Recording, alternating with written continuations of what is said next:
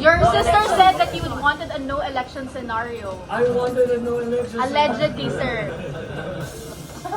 Kitang-kita sa mukha ni Pangulong Ferdinand Marcos Jr. ang reaksyon sa pinalutang na no election scenario sa 2028 ng kanyang kapatid na si Senator Amy Marcos.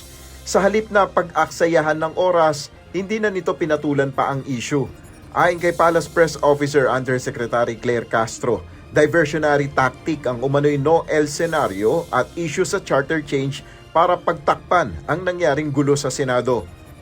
Sa ating tingin, sa ating pagkakaintindi rito, ito ay para matakpan, matabunan ang totoong issue.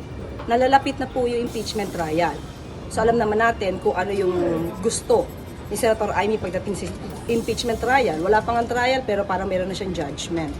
And at the same time, para mapagtakpan kung ano nangyari talaga sa Senado. Yung papaanong naitakas o nailabas si Senator Robin Padilla, si Senator Bato.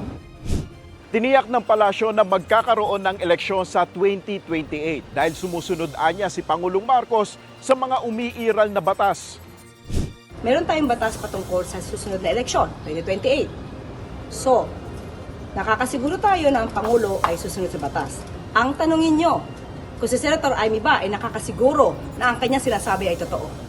Kahapon, nagpresenta si Senator Amy sa plenaryo ng umano'y dokumentasyon kaugnay ng isinasagawang hakbang para sa term extension at tsa-tsa.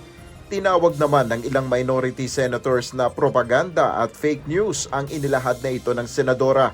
Bunsod ng tinamong batikos, binawi ni Senator Amy ang ipinakita niyang video presentation sa plenary session ng Senado nitong Lunes, May 25. Bagamat sinabi ng senadora na nasaktan siya sa naging reaksyon ng kanyang mga kapwa mambabatas, nagpasya siyang ipaalis ito mula sa record ng Senado matapos ang ilang diskusyon sa sesyon.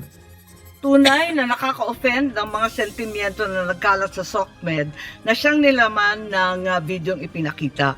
Subalit nakaka-offend din kasi yung mga sinasabi ng ilang senador tungkol sa akin na sadyang sinungaling, na lahat daw na lumalabas sa bibig ko ay lahat all BS, outright lies, at yung iba pa may pahaging na kinakailangan daw ako ipasok sa mental institution. Pero isang tabi na natin yan. Susumiti ako sa hiling ng ating SP Alan na i-withdraw ang video kung yan ang gusto.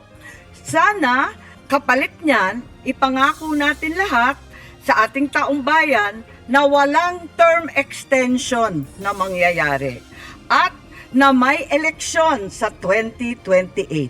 Yun lang po ang aking hinihiling.